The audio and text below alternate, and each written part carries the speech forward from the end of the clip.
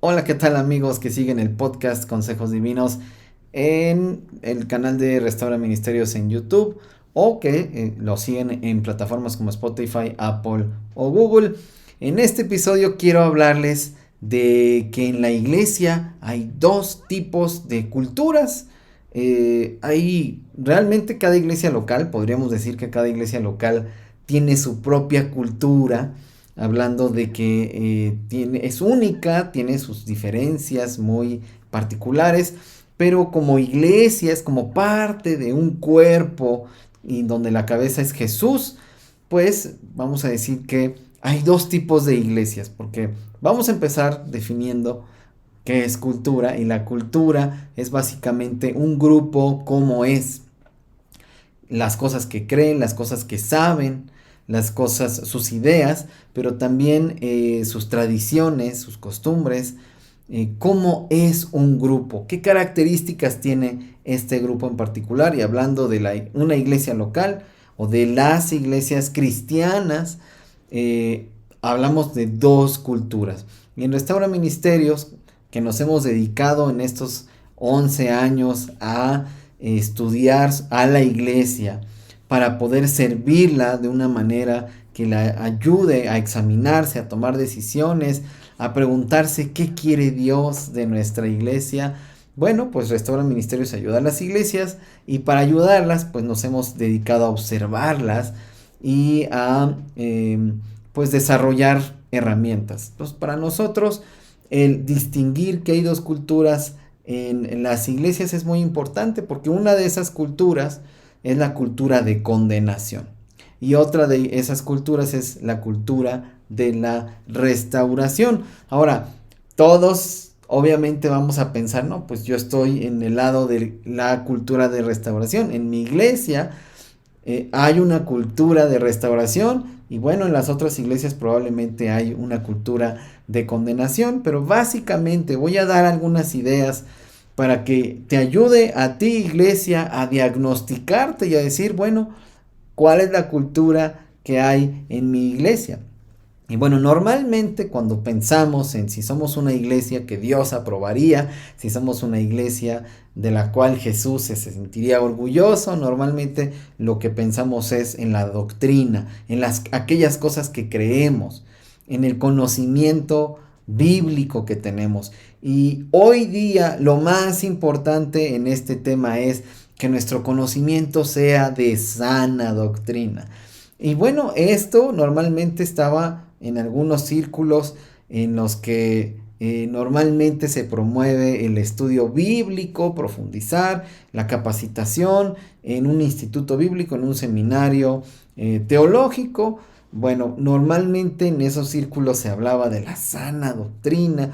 Todo mundo dice que tiene la sana doctrina. Ahora incluso hasta aquellos grupos en los que pues tienen un apóstol, un profeta, que pues nada más está diciendo ocurrencias de lo que literalmente lo que se le ocurre en ese momento, y o dice lo que ellos piensan. Cada uno dice, no, pues yo pienso esto, entonces es lo que la iglesia debe creer, lo que deben pensar, y no están ocupados en pues ver qué dice la Biblia, y que unir los puntos, ¿verdad?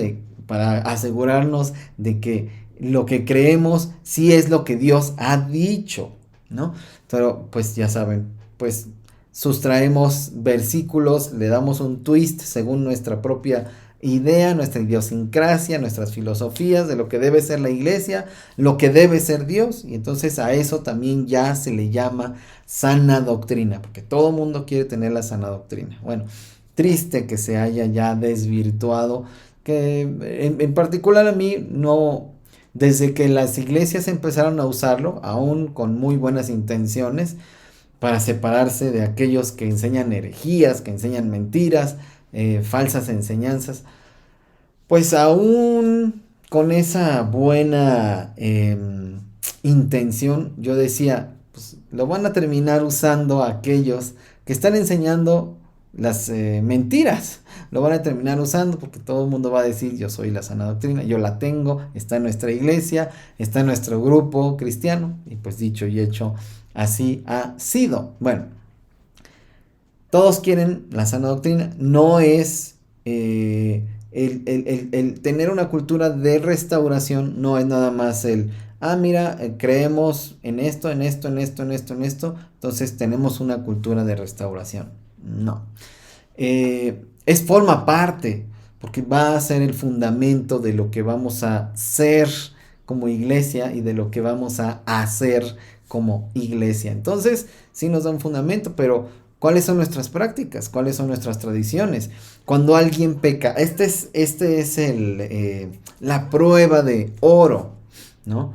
Cuando alguien peca en tu iglesia, para empezar a que te empieces a preguntar cuál de las dos culturas tienes y tú mismo te respondas. Cuando alguien peca en tu iglesia, ¿qué se hace? ¿Qué hace la iglesia? Y bueno, aquí hay una serie de respuestas, vamos a ver.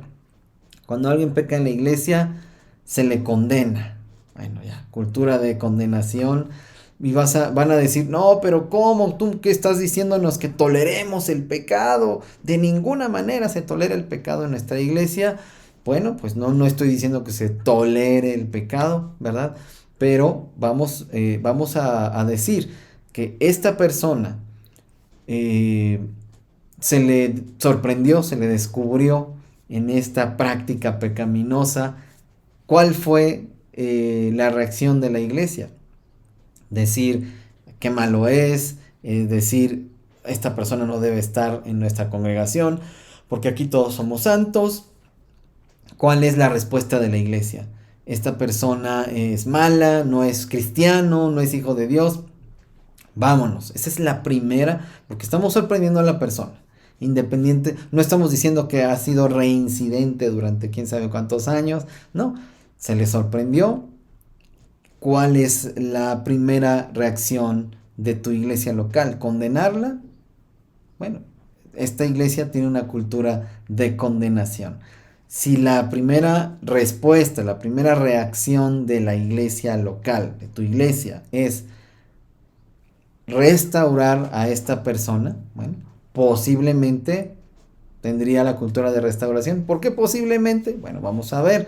Porque para algunas iglesias restaurar a esta persona sorprendida en pecado es orar por ella, nada más. O es quitarla de aquellas cosas en las que estaba sirviendo. A ver, pues para que la persona se restaure, le quitamos, estaba sirviendo en esto, en esto, en esto, en esto, ya no va a servir de ninguna de estas maneras. Bueno, o sea, algunos lo llaman que están en disciplina. Bueno, y luego, ¿qué se hace? Se le quita todo esto, se le aísla. ¿Y qué se hace con esa persona? Muchas veces nada, absolutamente. Bueno, en algunos casos, bueno, se le da consejería. ¿Ok?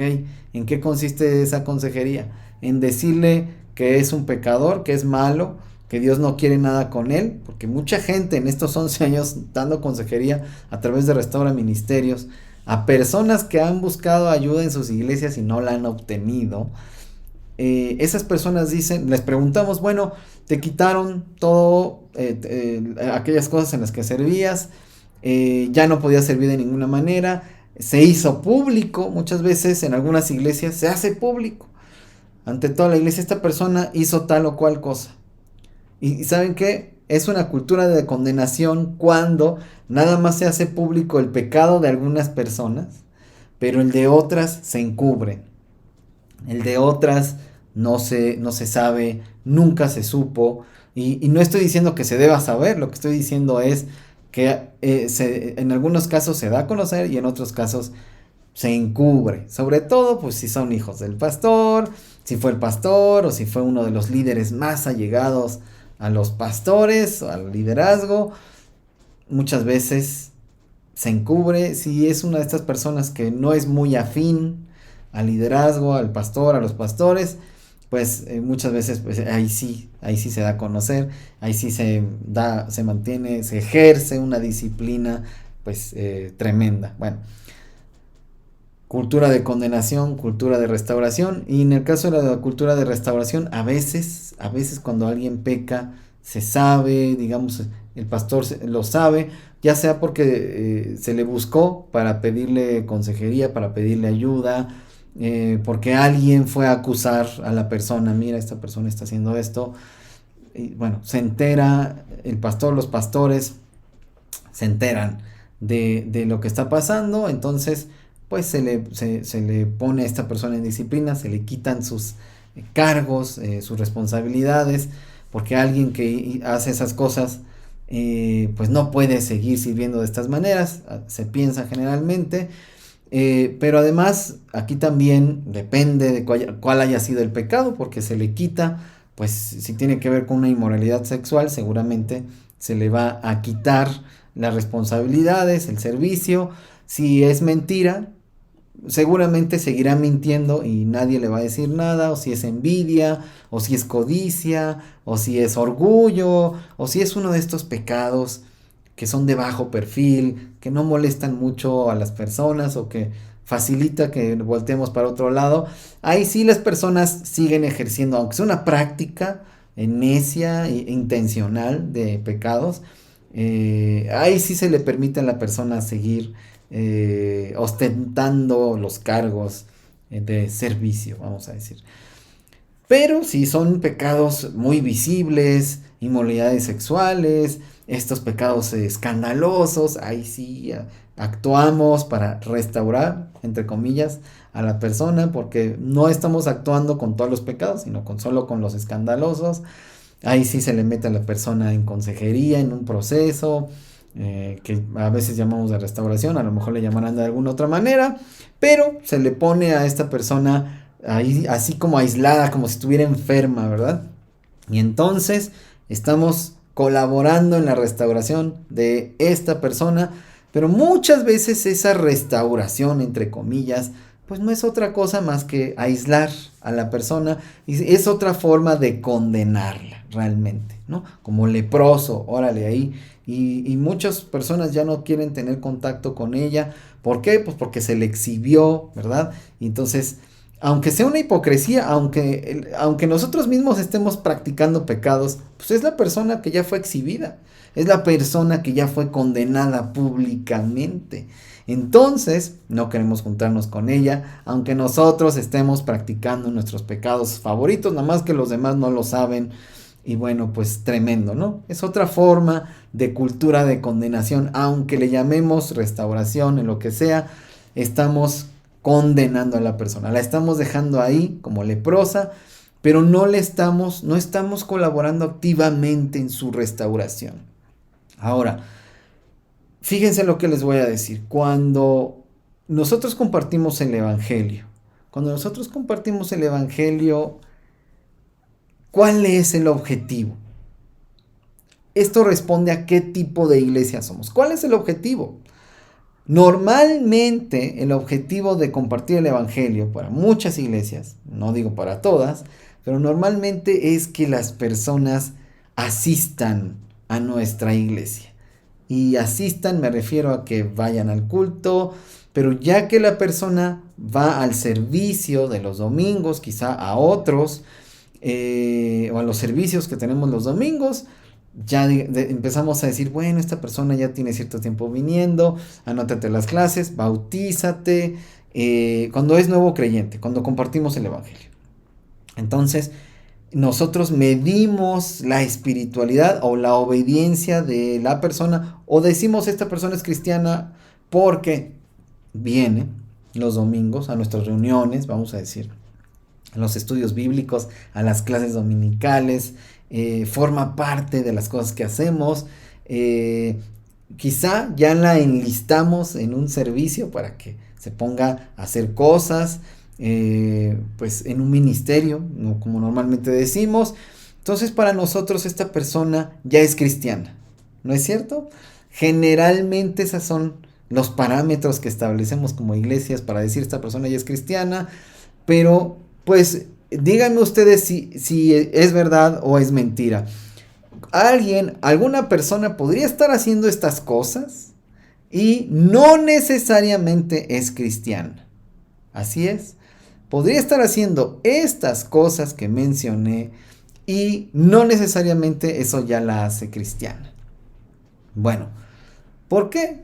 Lo sabemos todos. Alguien podría estar haciendo todo esto y podría estar desobedeciendo a Dios abiertamente. Abiertamente, digamos, porque así vive, aunque en su iglesia local pues esté guardando las apariencias, ¿verdad?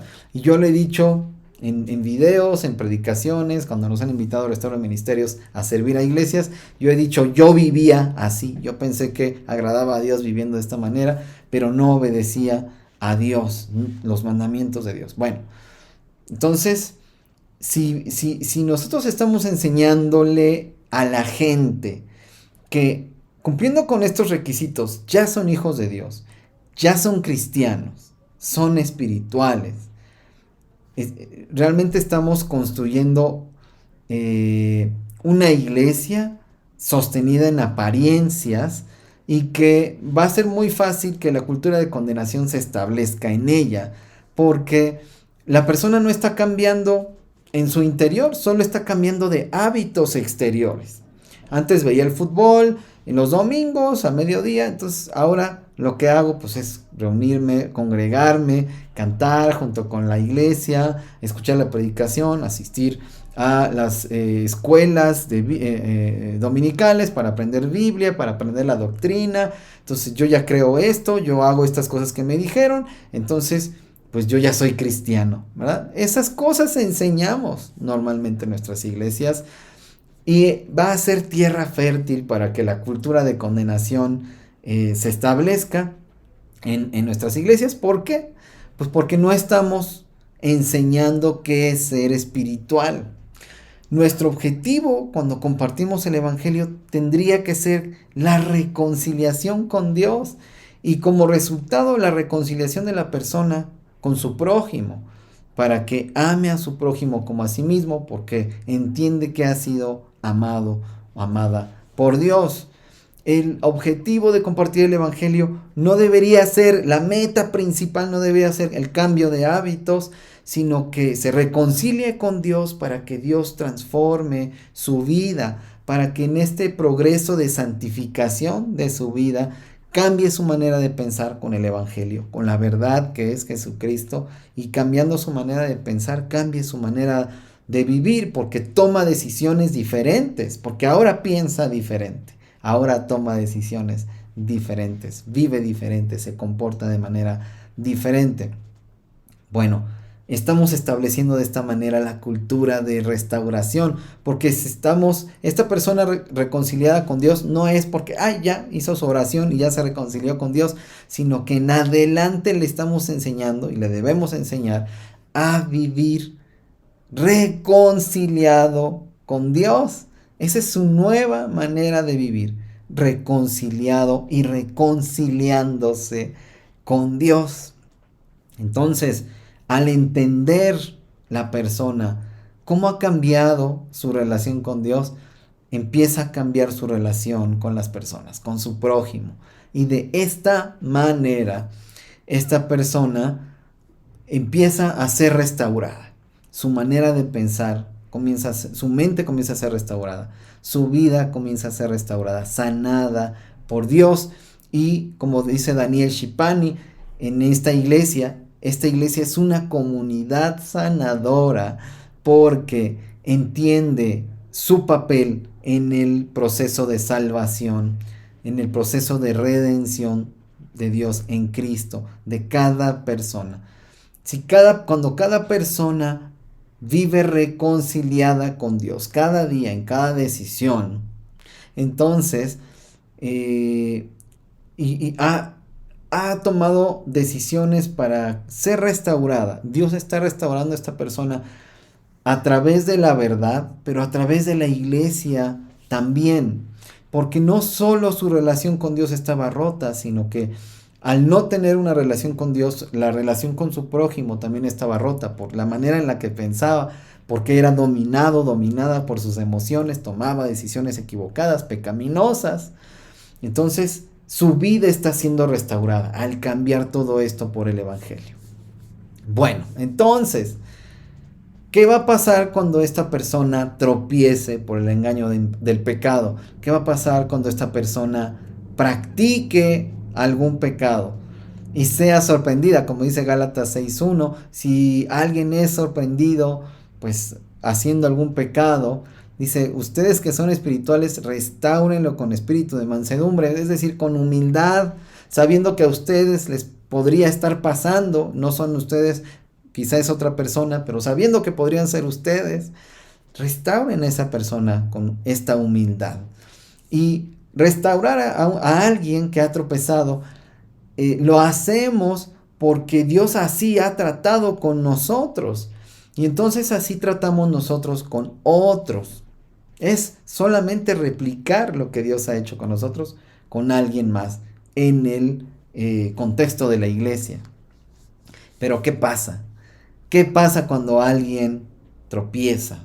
Cuando alguien falla, cuando alguien es sorprendido en pecado, como dice Pablo a los Gálatas en Gálatas 6:1, condenamos, ¿no? Especialmente si tenemos algo en contra de esa persona, si ya hay un pasado con esa persona de asperezas, de rivalidades, de celos o de envidias, probablemente puede ser, o que hemos recibido injusticias de esta persona. Entonces, lo que hacemos pues es el momento de la venganza y pues no restauramos, sino todo lo contrario. Y condenamos, ¿no? Y la condenación, la cultura de la condenación es un resultado del legalismo que creemos y que practicamos. Y el legalismo muchas veces parte de que queremos que las personas cumplan nuestras reglas humanas y no estamos ocupados en que las personas obedezcan a Dios, sino de que cumplan nuestras reglas humanas. Entonces, no estás cumpliéndolas y entonces te castigamos, ¿no? Te exponemos, te castigamos. Eso es lo que hacemos en la cultura de condenación. Y muchas veces cuando alguien peca, es sorprendido en pecado, como dice Gálatas, no le restauramos, sino que lo condenamos y decimos, aquí en esta iglesia somos muy santos, en esta iglesia somos muy buenos, y los pecadores, por ser un pecado además diferente al que yo practico, ¿no? Vamos a decir, en este supuesto de la cultura de condenación, en una iglesia legalista, pues vámonos, en esta iglesia no cabes porque eres un pecador. Bueno, tremendo. Esto pasa en muchas iglesias porque vivimos de las apariencias. Claro, todas estas cosas que estamos diciendo, pues mira, haz esto, haz esto, haz esto, haz esto, haz esto, que son cosas buenas, pero no es lo que Dios le pide a la persona para que viva reconciliada con Él. Pues estas cosas son mandamientos de hombres en la que estamos fundamentando la vida cristiana de alguien en que cumplan exclusivamente estas cosas. Entonces, cuando no lo hacen, pues entonces es cuando castigamos y cuando decimos, estás desobedeciendo a Dios, no estás haciendo la voluntad de Dios. Pero ni siquiera muchas veces sabemos si la persona realmente está haciendo o no la voluntad de Dios. Hay estas señales externas, estas evidencias externas de que la persona, pues, podríamos decir, por estas evidencias externas podríamos pensar que esta persona no está comprometida con Dios, no cree probablemente en Dios, pero no necesariamente. Porque estamos pensando, esta persona sí ama a Dios porque hace estas cosas, ¿no? Y no necesariamente. Bueno, el legalismo es precisamente decir, no amas a Dios por esto, ¿no? Pero realmente no hay evidencia de prácticas pecaminosas. Ahora, ¿qué pasa cuando hay una práctica pecaminosa? Hay que restaurar. Esa es la cultura de restauración. Y algunos estarán pensando probablemente en casos de personas que reincidieron en prácticas pecaminosas y que tienen años en la iglesia diciéndole deja a tu amante, ya no seas infiel a tu esposa, Ya deja de hacer estas trampas en tu trabajo, deja de codiciar, deja de envidiar, deja de mentir, deja de hacer todas estas cosas que no son propias de un hijo de Dios, no son fruto del Espíritu, sino que son obras de la carne. Deja de hacer estas cosas, y tienen mucho tiempo diciéndole esto, y estas personas no entienden y han sido disciplinadas y siguen obrando de esta manera. A veces ni disciplinadas son y ahí están en cargos o pastoreando, etcétera. Y bueno, siguen sus vidas exactamente igual. Y entonces, ¿qué pasa?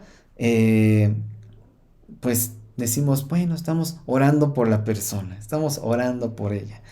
Bueno, en esos casos ya la Biblia es muy clara, ¿no? Tenemos años diciéndole que debe obedecer a Dios porque está practicando pecados.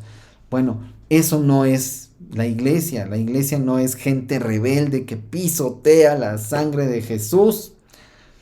Bueno, no estamos hablando de eso, estamos hablando de cuando alguien es sorprendido practicando algún pecado. Tenemos que restaurar porque así Dios trata con nosotros. Bueno, déjame en los comentarios pensamientos.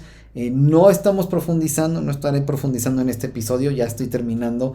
Solo estoy tratando de dibujar el panorama de las dos culturas. Seguiré profundizando en esto, es importante porque es un recurso, para nosotros es una herramienta importante para consejería, para cuando ayudamos a las iglesias en su restauración, en procesos de revitalización.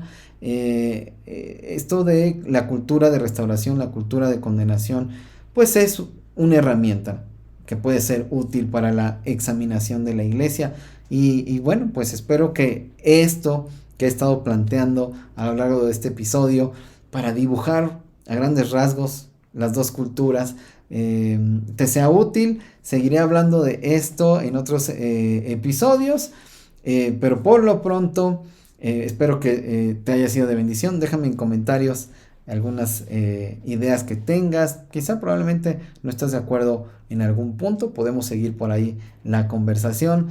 Y pues gracias por acompañarme hasta aquí, que Dios sea contigo y hasta pronto.